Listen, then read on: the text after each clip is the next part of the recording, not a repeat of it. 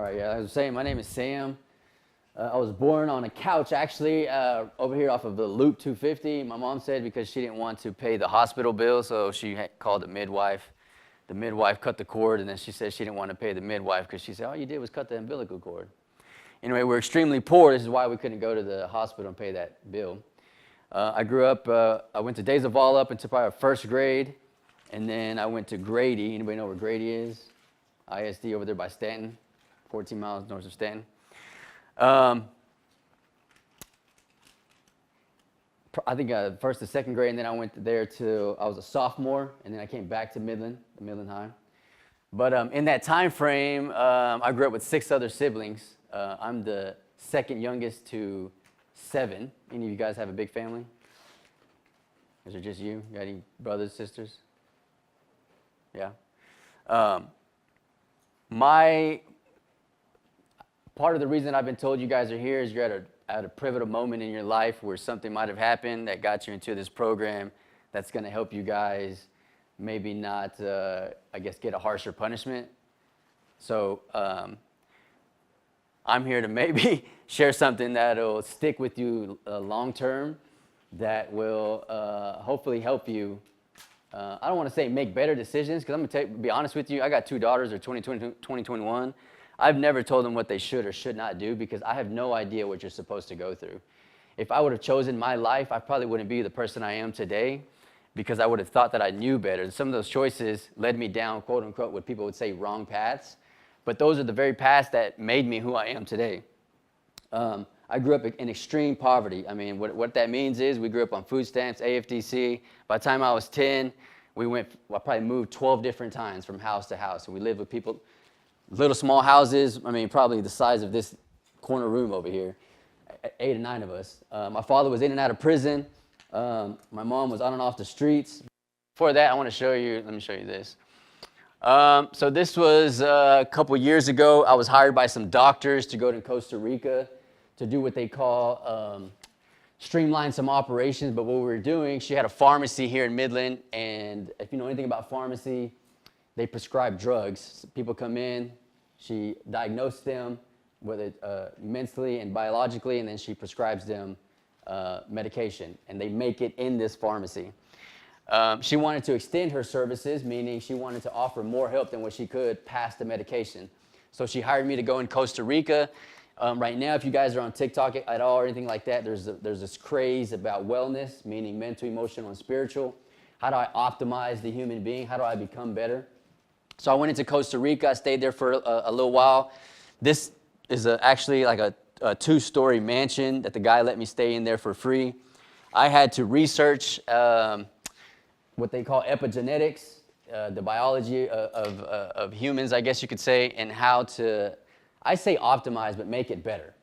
I don't know about you guys, but there's a moment where I dealt with depression, where I dealt with distraction, or there's things that I couldn't process in life, and I'll get to that in a minute. So I went into Costa Rica, and I found practitioners, or what they call practitioners, yoga instructors, doctors, shamans. This is the moment where we were offering ayahuasca, things like that, to help people with extreme PTSD. You ever heard of PTSD? You feel like you had PTSD? I do, definitely. It was a very cool time for me in my life. These are some of the people that attended. Most of these people are from Midland, some of them from Dallas, other people are from Austin, San Antonio. They flew all over just to attend this particular workshop. This was a group that I threw together called My Coffee Connections, where it was a bunch of business owners. It was a community where we brought business owners together to teach them what the basics of business, but also how to stabilize their business, how to grow their business and things like that. It was me and another, I wouldn't say young lady, but lady. We threw these all over the city. So this was the flower shop over there off of Midland Drive. But we did, in our first month, we did our first one. And by our second month, we were booked out for about 14 months. Businesses requesting us to go into their business and throw these, what they call pop-up events. So we had the business owner tell us their story, how they got there, and then we had somebody come and teach about marketing, sales, things like that. This was our first business seminar that we threw. This was over there off of Illinois. Most of these guys up there on the panel are my mentors. The guy on the right that you could barely see with the bright light is Mike. He's been my mentor probably 12 years. I don't know where I'd be today if it wasn't for him.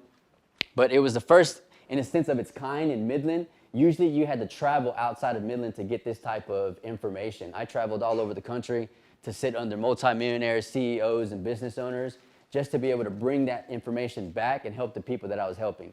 Now we have those things in Midland that didn't exist before. This was me working in a youth outreach program. You can barely see his head, but I taught Bible studies. I worked there 2.5 years. I brought in probably over 3,000 students. I worked, Teen Flow? Yeah, I worked for the Life Center, and I met over 10,000 students, spoke in probably 26 different schools, all the way from Big Spring to Fort Stockton, Grady, Stanton, things like that. This was a children's business fair that I threw a few years ago where I gave away, you see that young lady's expression, where I gave away cash money. So what this was, where we allowed 8 to 18-year-olds develop an idea for a business. We set up a marketplace for them. The community came and bought their product and service. I coached them for 3 months on how to do what they call product development. What product are you going to sell? What service are you going to provide? And then I had a ceremony at downtown Midland, Second Story Co-working. I'll probably never do this again and give away cash, but I thought it was just the coolest thing to see these little, I had this cash just piled up on the table. The coolest thing about this is that they are the ones that, acquired this money. It wasn't me. They paid $65 for the booths, and with that money is what I gave back to them. So they had 3 categories that we were judging them on, and this group won all 3 categories, which was a lemonade stand, but they killed it. So we gave each one of them $100 in $100 bills. I don't know. It's not much, but for a kid, it just feels like everything, especially if you didn't have anything or never had anything.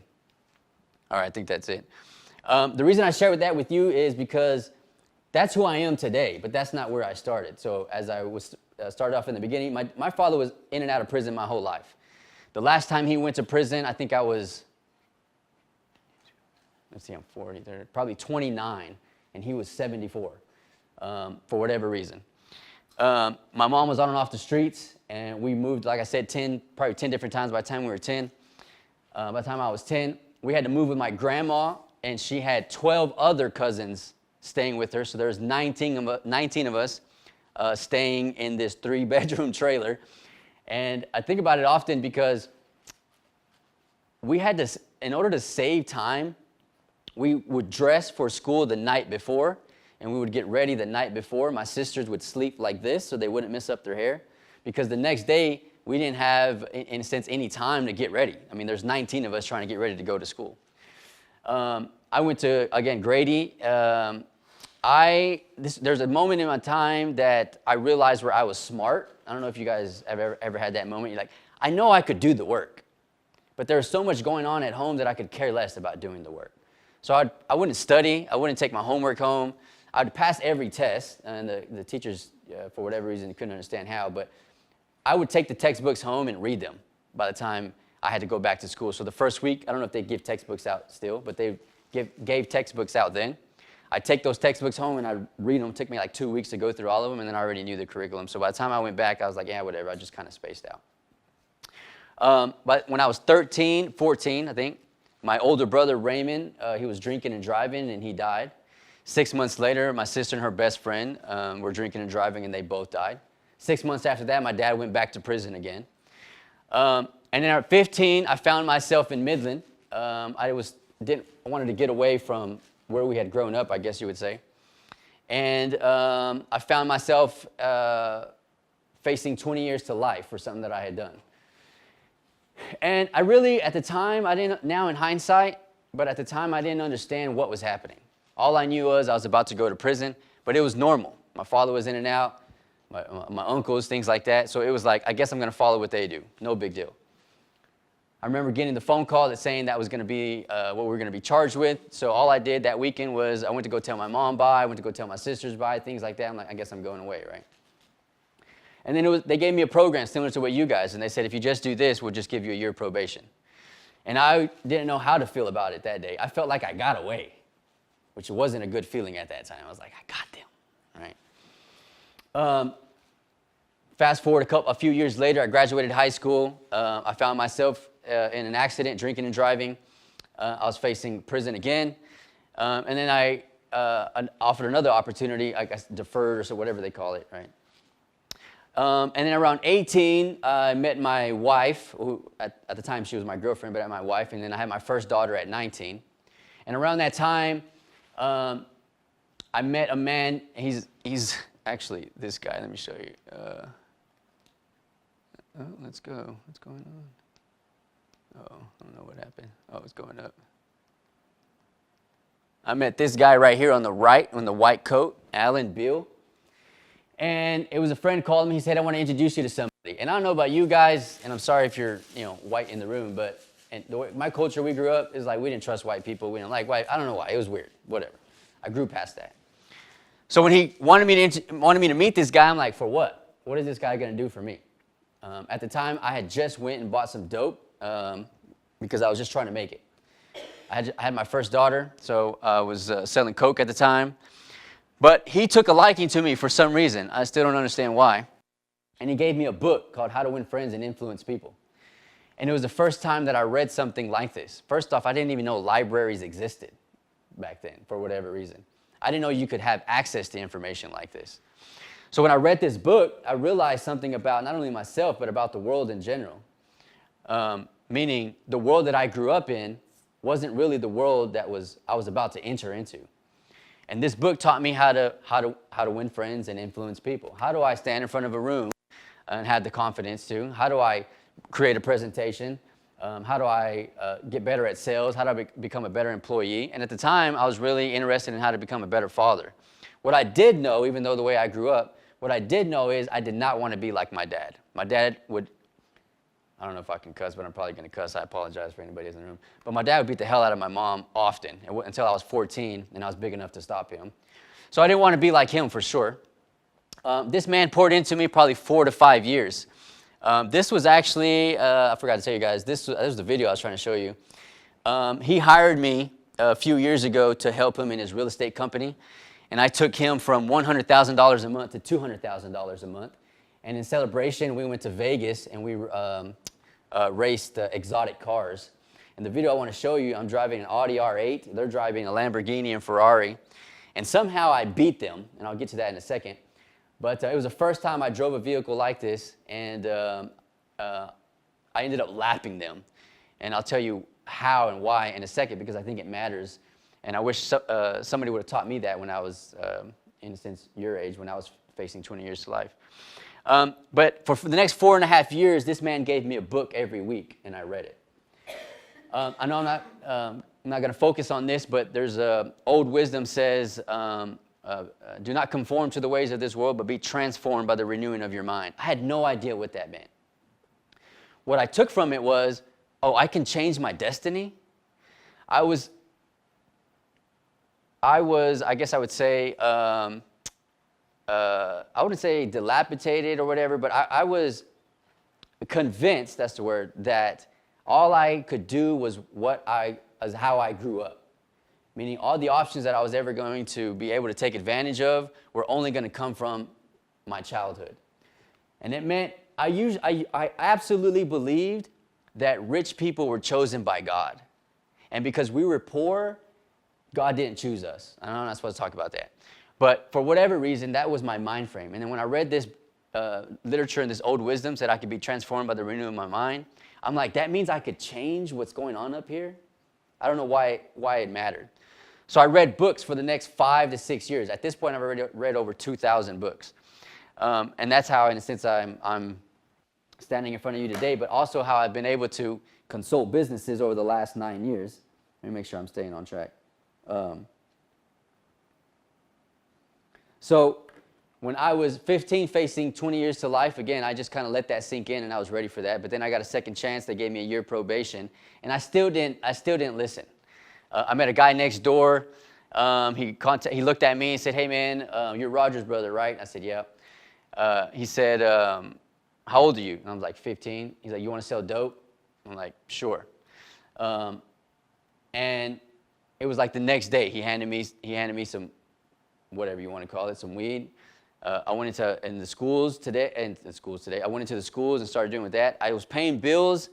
What I realized at the time was nobody was going to save me. And it was a hard lesson because it was like the people that were supposed to be there weren't there. So I don't know how you guys grew up, but when I was 3 years old, my mom, we were at a party, like a friend's party, and everybody went home. I wanted to stay with my mom, and we lived like 7 blocks away. We ended up walking home around midnight, and I'm thinking I'm going home with my mom. We get right in front of the house, which is probably, I don't know, from maybe there to there, and she reaches down and says, "Hey, I'm going to go to the bar, but don't go home until I get past that barn over there because I don't need your dad to come out and catch me." So she said, "Wait till I get over there." Now, I'm 3 years old, pitch dark, and I'm waiting for my mom to walk 2 blocks away so that I can go home. She gets past the barn. I take off running. I go to the front door. I'm banging on the front door. I'm crying. I'm 3 years old. Nobody answers. I go through the neighbors. I come to the back door, and I'm banging. I don't even know how this happened. Somehow I break the door down, and my siblings at that point, everybody's coming to me like, what the heck's going on? Needless to say, when my mom got home, it wasn't really good news for her. But in that moment, I realized that nobody's going to come to save me. I was in this by myself. And so for the next 20 years, I just lived life like that. Meaning, if I'm going to create something, if I'm going to do something, it's going to be up to me. This is why I have this slide here. At the time, at 15 years old, when I was facing that, it was nobody else's fault but mine. We ended up doing, it was a burglary of habitation. We broke into a house and stole some guns and stuff like that. And at the time, I felt like it was somebody else's fault. I was blaming other people. I was really angry. I don't know about you guys, but I used to punch holes in the wall. I was so angry. I used to play games, and when I would lose, I'd throw the controller down, things like that. Throw the TV down. I was incredibly angry. When I lost my brother and my sister, I became really angry. And I felt like a victim. Those are things I was going to put up there. I felt like life was happening to me and there's nothing I could do about it. So when I picked up these books, I realized for the first time in my life that maybe I could do something about my life. Maybe I could actually change my destiny and become somebody. So for the next 5 to 10 years, I did the complete opposite of how I grew up. I went to church. I got a mentor. I started reading books. I started reading audios. I started to change what was happening up here. Only because I had a daughter. I don't know if I would have done that if I didn't have a daughter. But I did want a life for myself. And over time, I would call my mentor, and I would tell him, "Hey, man, I'm still experiencing some of these problems. I thought you told me with these books I was going to become something different." And he's like, "Hey, Sam, you had 19 years of bad programming. It's going to take a while. Like, it's not going to be overnight. Year 7, year 8, year 9, year 10, I'm calling him, 'Hey, man, it's been 10 years. I'm still experiencing these issues. When am I going to get over them?' And he'd be like, read another book. Read another book. Listen to another audio." And I'm just getting frustrated. Like, when is this ever going to stop? Am I ever going to experience the better life, these fruits of these seeds that I was planting with the books that I was reading and the information that I was consuming, I guess you would say. Around this time, even with Alan, we would travel all over the country, and I would sit with multimillionaires, business owners. We'd fly to Atlanta often, St. Louis, San Diego, Florida, things like that. I had never done those things. This is why I share this stuff with you. And the life that I grew up, I would have never thought that Sam would have been able to do stuff. I never would have thought that business owners would be listening to me the way that I grew up. 15 years old, facing 20 years to life. And now today, they hire me to get them results. They hire me to take them from $100,000 a month to $200,000 a month. But I had to take control. I had to do something about it. It wasn't just going to be handed over to me. For a long time, I thought it was going to be. I was waiting for somebody to come save me. I'm like, don't y'all see what's happening to me? Just get me a car. Just get me a house. Just give me some money first off. And maybe that'll help me, right?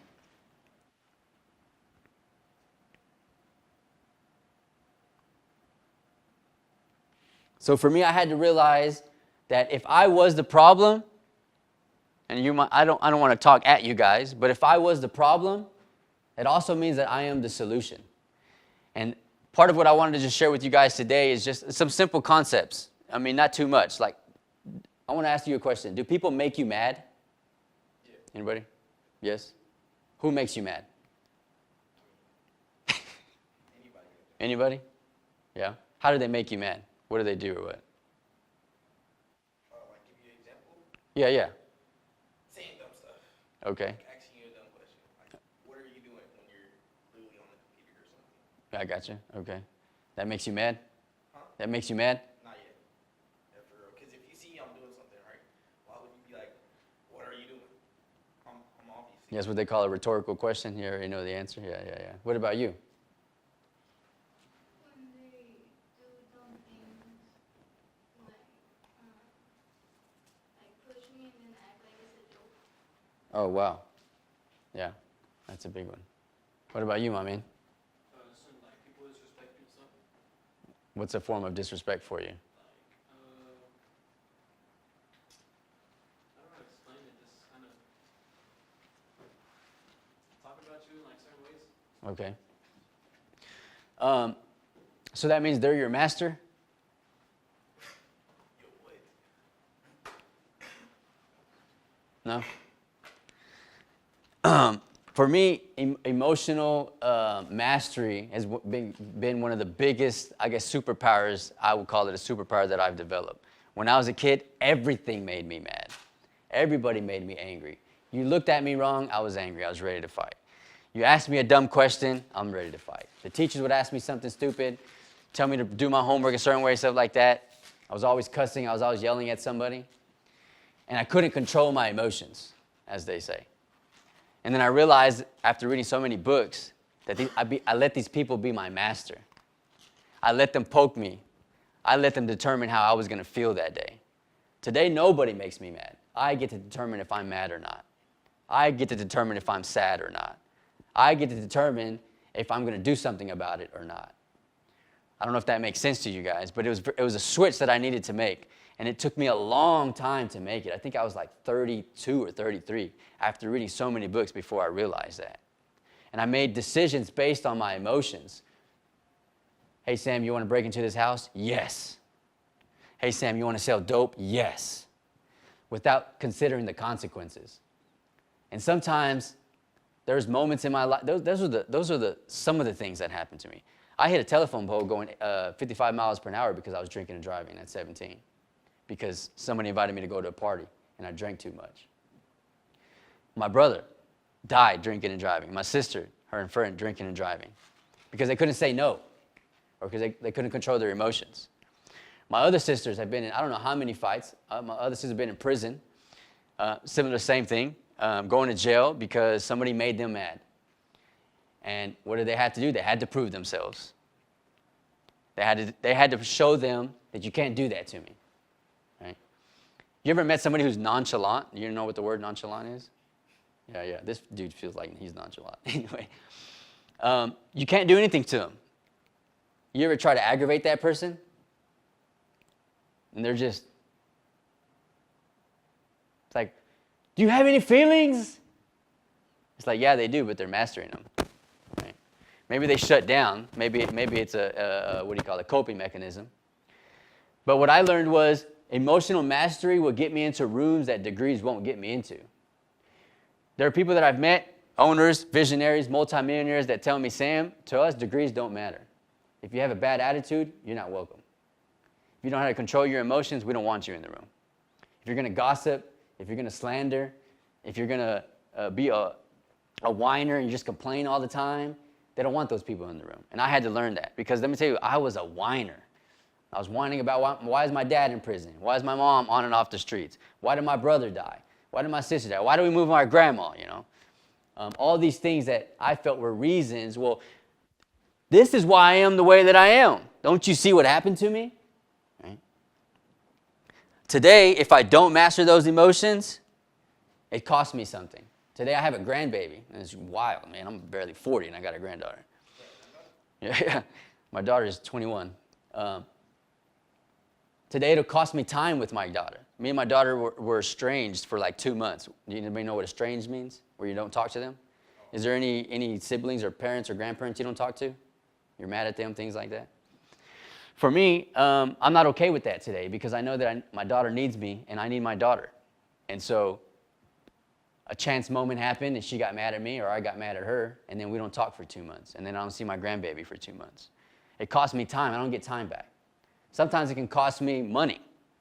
That's happened before where I got upset, the contract wasn't looking right, and I walked out and I lost out on hundreds of thousands of dollars.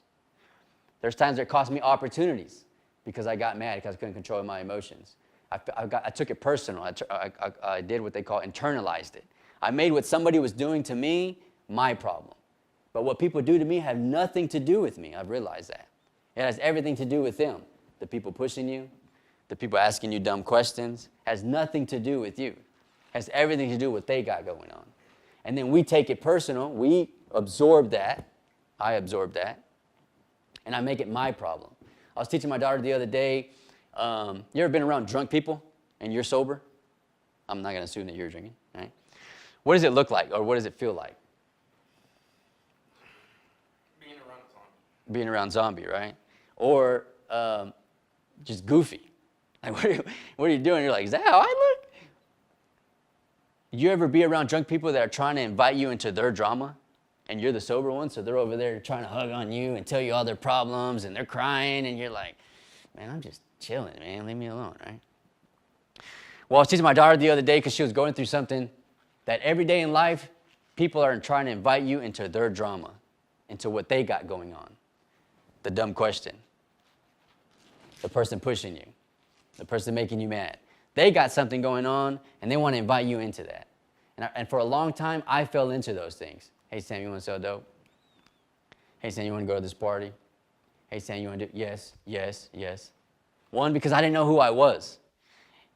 I don't know how much time I have, probably running out of time. But the biggest thing that I hope for you guys to walk out of here, do what? Okay. The biggest thing that I hope for you guys to walk out of here is that if you don't know who you are and what you're after and what your values are, you're so easily manipulated. You're going to be so easily distracted. Things are going to make you angry. You're going to be in rooms that you don't want to be in, even though you said yes to it. You're going to say yes to things. You ever said yes to something you want to say no to? And you're like, God, dang it. A relationship, a party, I don't know, something.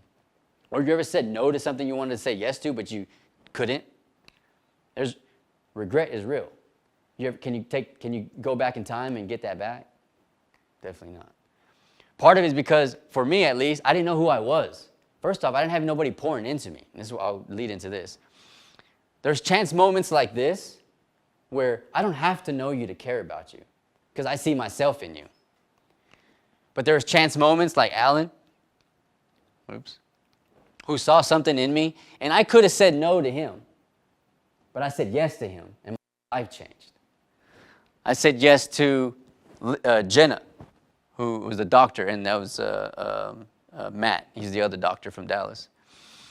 I don't mind being invited to that drama. That was a really good time. I had a really good time. I met some really good people. So every moment in life, we're going to get opportunities to say yes to things and say no to things. That's it. It's very simple for me. The things we say yes to sometimes can get us in situations we don't necessarily want to be in, whether we realize it or not. The biggest thing that I had to learn was there was a time that I had 22 warrants in 4 different counties. Finally, they ran my name again, and the officer was like, bro, you got 22 warrants. I have to take you in. I was like, definitely. I'm like, they pulled me over 3 times already. They keep writing me tickets. Take me in. I forgot where I was going with that. What was I talking about? Do you remember? You don't know, sir. You're talking about the law. Oh, thank you. Okay. There's a time in my life where I realized that nobody's going to tell me what to do. I'm going to do whatever the hell I want to do. I'm going to break the law. I'm going to break into that house. I'm going to take those guns. I'm going to sell as much dope as I wanted to. I don't know about you guys, but you ever touched $10,000 a day? No. That's how much dope I was selling.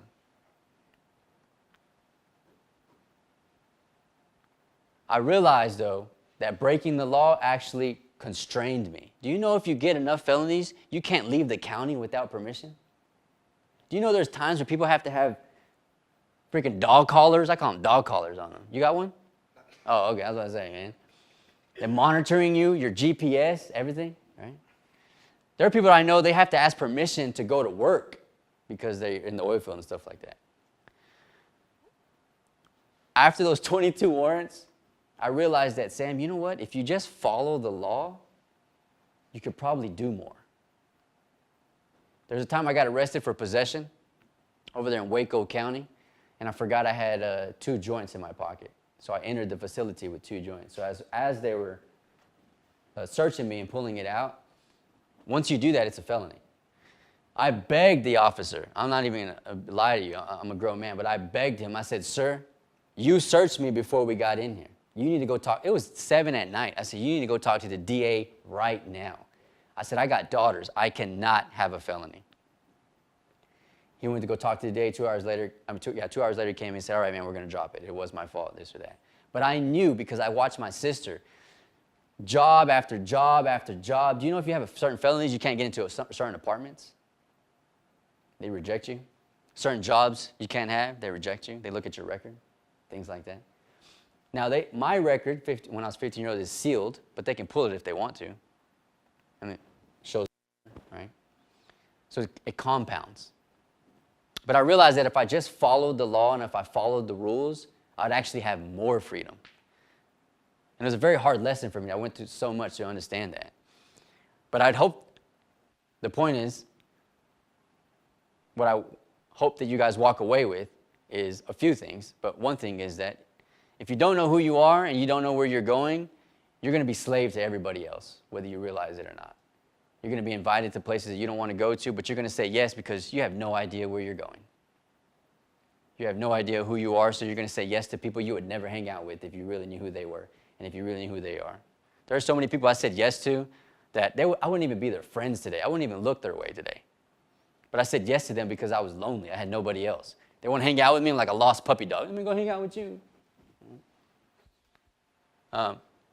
The other thing is that I don't know what got you in here, and I'm not trying to talk at you guys. I'm just trying to be one of these people. She's not in here, but Lakin was a photographer that we launched this community together, and I got to meet so many business owners. I said yes to her, for sure. I'd say yes to that drama all day. Mike, I don't know why he took a liking to me either. I talked to him this morning, and every time we get on the phone, he just pours into me, and I'm just thankful that I have someone like him in my life.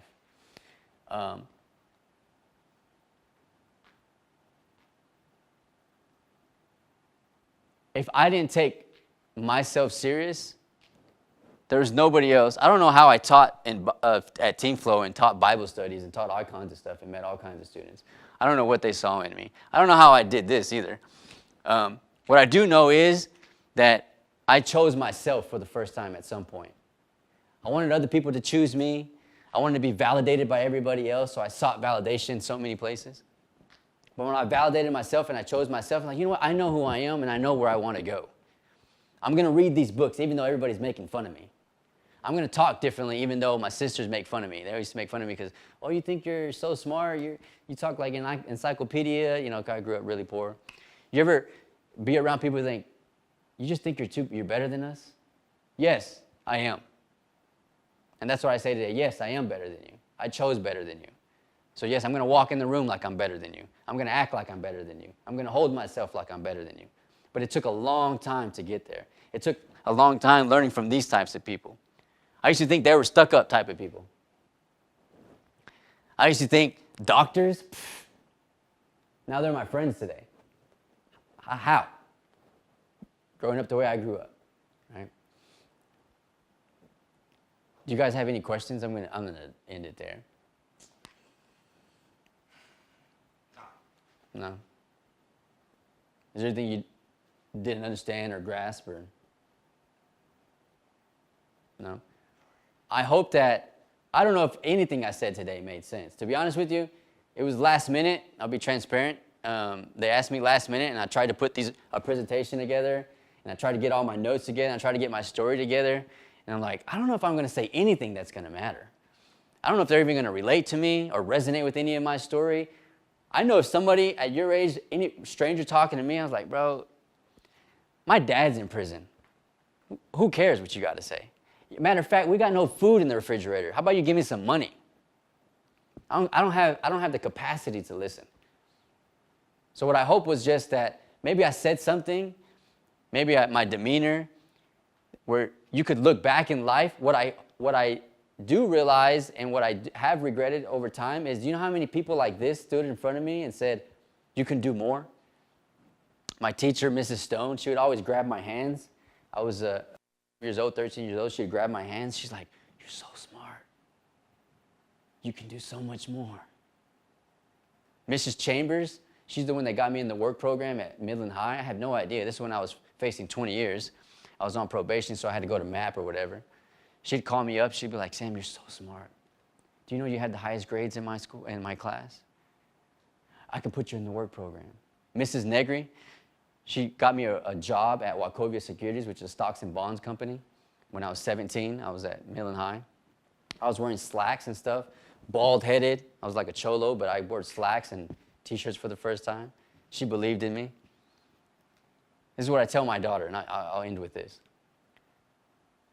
I try to pour into my daughter, and this is a moment for you guys, is when the rest of the world is against you, just remember I'm for you, and I'm telling you there's something in you.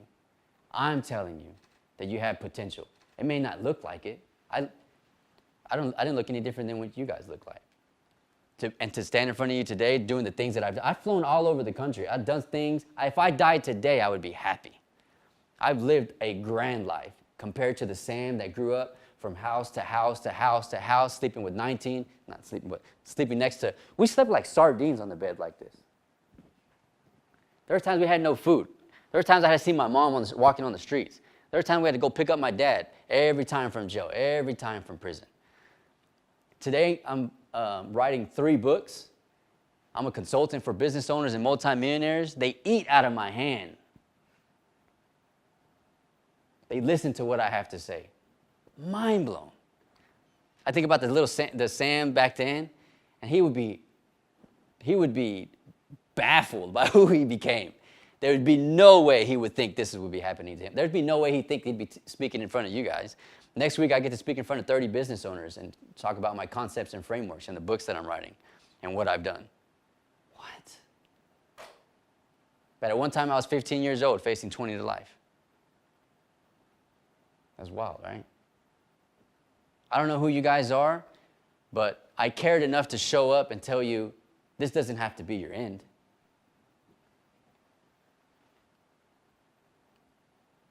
It could just be the beginning.